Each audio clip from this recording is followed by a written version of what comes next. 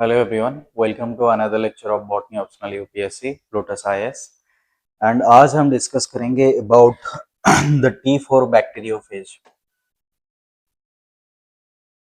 T4 bacteriophage ultrastructure.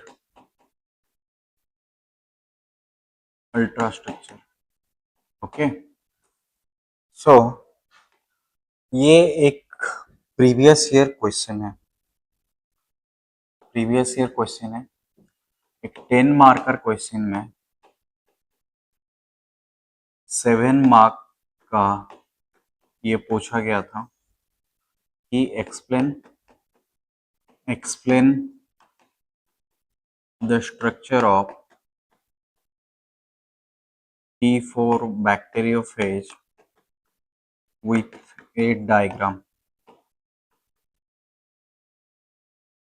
Okay, so T4 bacteriophage क्या है? Bacteriophage सबको पता होगा कि it is a virus. Okay,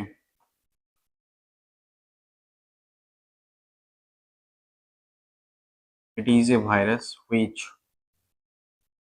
infect the bacteria. Okay, so this is the structure of the T4 bacteriophage. Okay,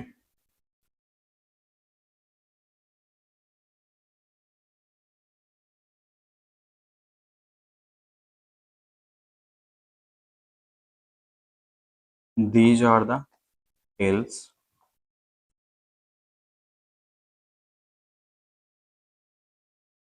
There are some other tails also. Okay, so this is the structure of T4 bacteriophage. Okay, so this is the capsid head. Here is the neck region. Here is the tail fin. These are the long tails, and these are the short tail. Okay, these are the short tail. Okay, so it possesses, इसमें क्या होता है, एक double stranded DNA होता है, ठीक है. And the DNA is very compact, बहुत कंप्रेस होके रहता है, ठीक है, कॉम्पैक्ट होके रहता है. तो अगर हेड की बात की जाए, ठीक है, हेड की बात की जाए तो हेड में टोटल 24 प्रोटीन्स होते हैं which are called capsids. 24 proteins होते हैं which are called capsids. Okay, and 16 protein उसमें से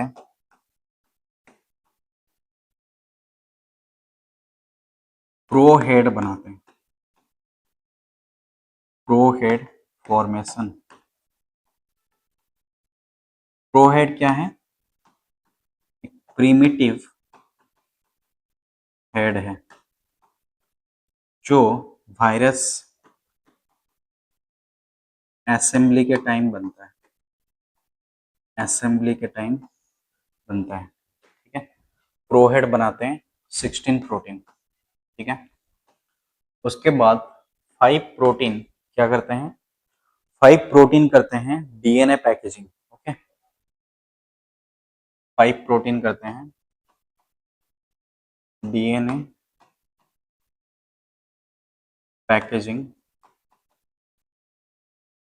ओके, और 3 प्रोटीन करते हैं head completion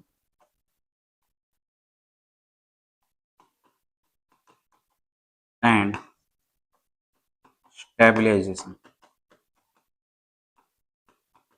head completion and stabilization. ठीक है, टोटल 24 हो गया, 16, 5 एंड 3। तो ये 24 प्रोटीन टोटल क्या करते हैं, हेड फॉर्मेशन में हेल्प करते हैं। ठीक है। उसके बाद इस 24 प्रोटीन में दो मेन टाइप ऑफ प्रोटीन होते हैं, जिसको बोला जाता है हॉक एंड सॉक। ठीक है, हॉक है हाईली एंटीजेनिक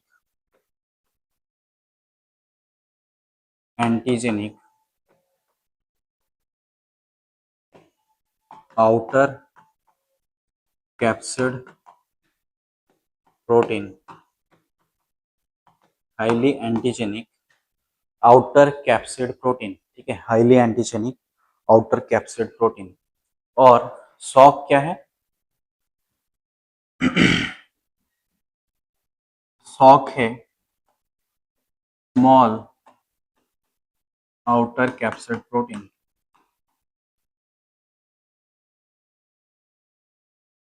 तो कितने होते हैं प्रोटीन, दो इंपॉर्टेंट प्रोटीन है हॉक एंड सॉक, जो हेड रीजन में प्रेजेंट रहते हैं, हेड रीजन में प्रेजेंट रहते हैं। ठीक है, उसके बाद हम नेक की बात करते हैं।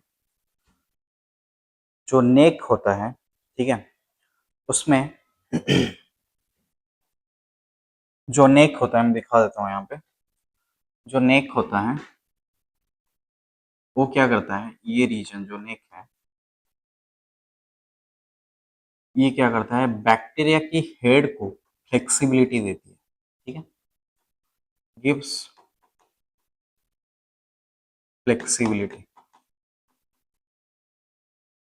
बैक्टीरिया की हेड को फ्लेक्सिबिलिटी देती है। ठीक है, तो नेक रीजन में दो प्रोटीन मेनली होते हैं, GP13 and GP14, GP13 and GP14। ठीक है, और एक प्रोटीन होता है, ठीक है, जिसका नाम है फाइब्रिटिन, और एक प्रोटीन होता है जिसका नाम है फाइब्रिटिन। ये प्रोटीन मेनली फ्लेक्सिबिलिटी देता है नेक रीजन को, फ्लेक्सिबिलिटी देता है नेक रीजन को। तो यहाँ से जो निकले हुए हैं ये, तो this is made up of fibritin, and this protein is also called WAC protein, WAC. Okay, so this is about the neck region. उसके बाद जो जीनोम इसमें होता है, ठीक है, इसमें जो जीनोम होता है, इसमें जो जीनोम होता है, that is a linear double stranded DNA. और उसमें क्या होता है, एटी रिच होता है, ये adenine and thymine, adenine and thymine इसमें बहुत ज्यादा प्रेजेंट होता है। ठीक है, एटी रिच रीजन होगा तो हाइड्रोजन बॉन्डिंग थोड़ा वीक रहता है, क्योंकि एटी में दो हाइड्रोजन बॉन्ड होता है और जीसी में तीन हाइड्रोजन बॉन्ड होता है, तो इसलिए it can separate very easily. Okay, और इसमें एक स्पेशल बेस रहता है जिसको बोलते हैं 5 hydroxy methyl cytosine, 5 hydroxy methyl cytosine, इसमें ये स्पेशल बेस रहता है। ठीक है, तो साइटोसिन की जगह ये रहता है। ठीक है, जो साइटोसिन नॉर्मल होता है इसकी जगह 5 हाइड्रोक्सी मिथाइल साइटोसिन होता है। और इसमें क्या होता है, जो ये क्या करता है मेनली होस्ट के जो एंजाइम्स है, होस्ट एंजाइम्स हैं, ठीक है, होस्ट मतलब बैक्टीरिया, बैक्टीरिया के जो एंजाइम्स हैं इससे जीनोम को प्रोटेक्ट करते हैं, protect the genome, protect the viral genome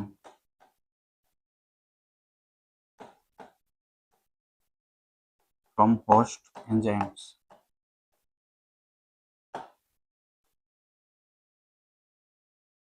ठीक है, protect the viral genome from the host enzymes. ठीक है, उसके बाद हम देखेंगे इसके टेल में क्या होता है। ठीक है, उसके बाद हम देखेंगे इसके टेल में क्या होता है। टेल रीजन जो होता है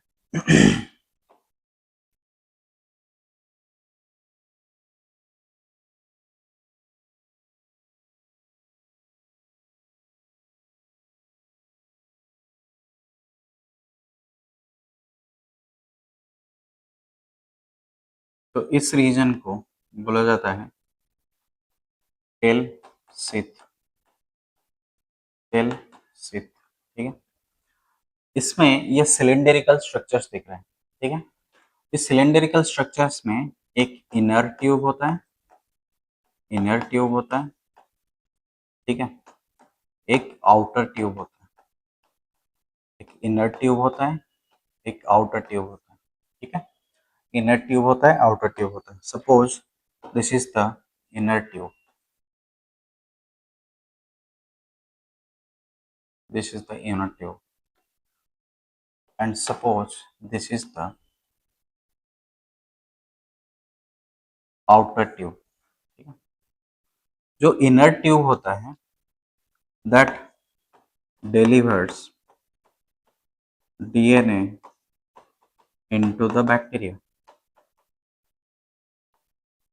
into the bacteria। और जो इनर ट्यूब होता है, इनर ट्यूब होता है that is made up of GP19 protein, GP19 protein. और उसमें क्या होते हैं, GP19 प्रोटीन टोटल 144 सब यूनिट्स ऑफ प्रोटीन होते हैं, सब यूनिट्स ऑफ प्रोटीन होते हैं। ठीक है, टोटल 144 सब यूनिट्स ऑफ प्रोटीन होते हैं। और ये 144 सब यूनिट्स ऑफ प्रोटीन, ठीक है, 6 हेक्सामेरिक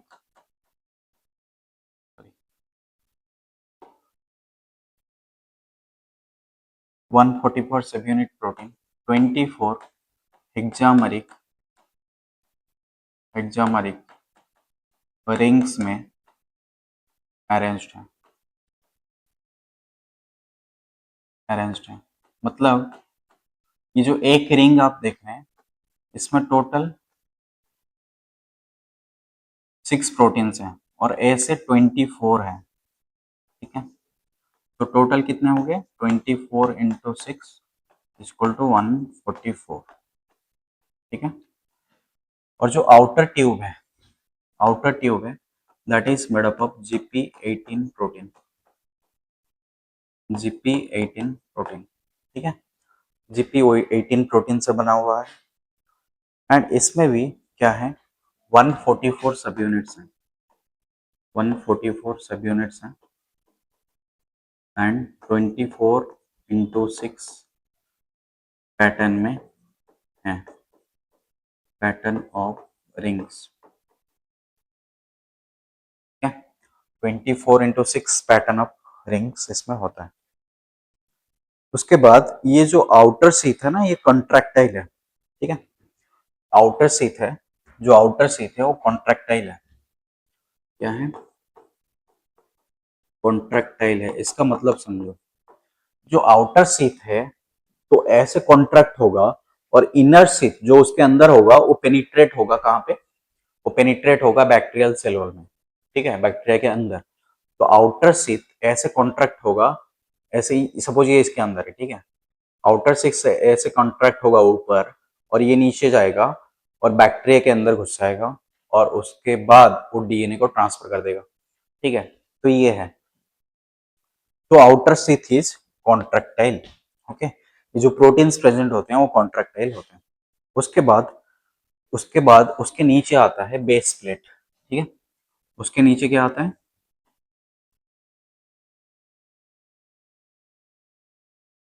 बेस प्लेट। और जो बेस प्लेट होता है वो बनता है GP5, GP5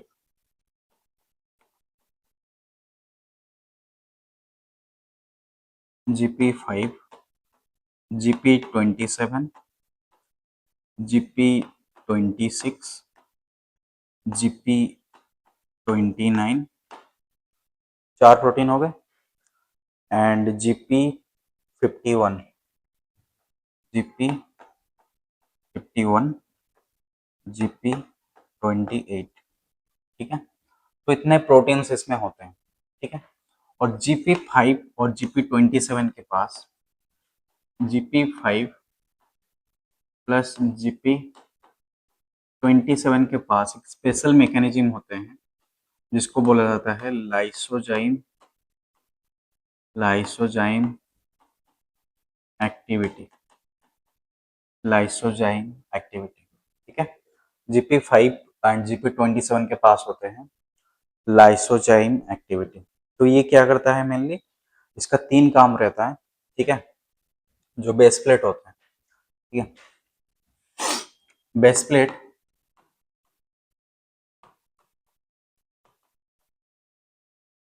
पोस्ट रिकॉग्निशन करता है, मतलब बैक्टीरियल सेल वॉल को रिकॉग्नाइज करेगा, उसके ऊपर रिसेप्टर्स भी प्रेजेंट होता है, ठीक है। पोस्ट रिकॉग्निशन करता है, सेल वॉल को डिग्रेड करता है, किसकी cell wall, bacterial cell wall को, ठीक है। और क्या करता है, ये इन्फेक्शन को इनिशिएट करता है, ठीक है, infection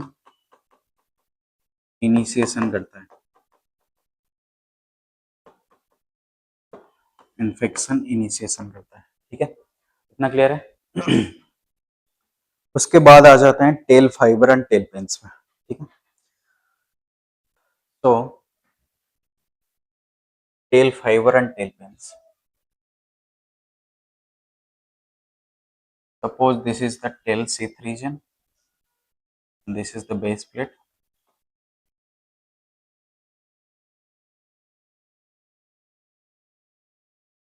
okay, base plate,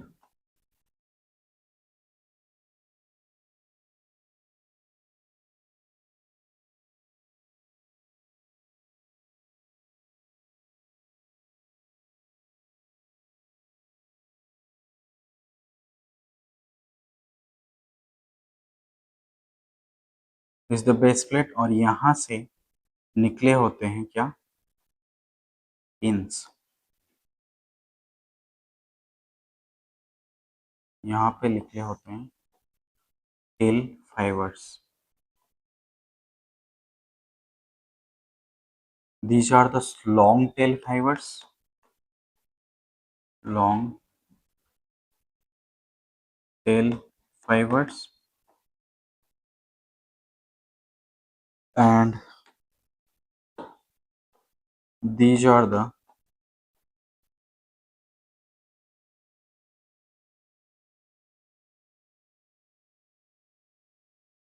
short tail fibers।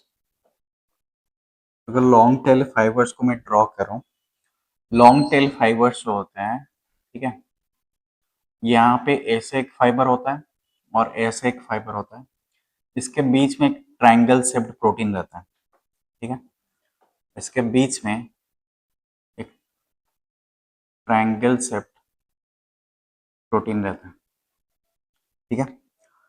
तो ये जो लॉन्ग टेल फाइबर है, इस पार्ट में GP34, GP35 प्रेजेंट रहता है, ठीक है?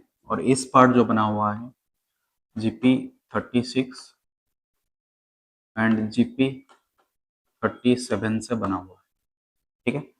तो ये है लॉन्ग टेल फाइबर, ठीक है। उसके बाद ये क्या करता है, ये इनिशियल अटैचमेंट करता है, इनिशियल अटैचमेंट करता है, ठीक है। और जो शॉर्ट टेल फाइबर्स हुए,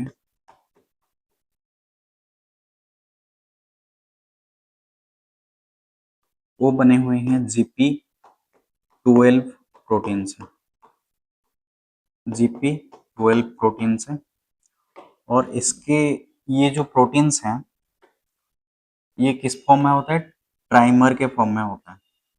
मतलब 3 प्रोटीन एक ट्राइमर बनाते हैं, वही बन जाता है टेल।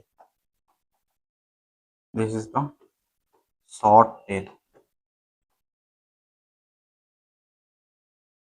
Short tail, okay. तो शॉर्ट टेल क्या करता है, शॉर्ट टेल इरिवर्सिबल अटैचमेंट करता है, ठीक है। शॉर्ट टेल क्या करता है, इरिवर्सिबल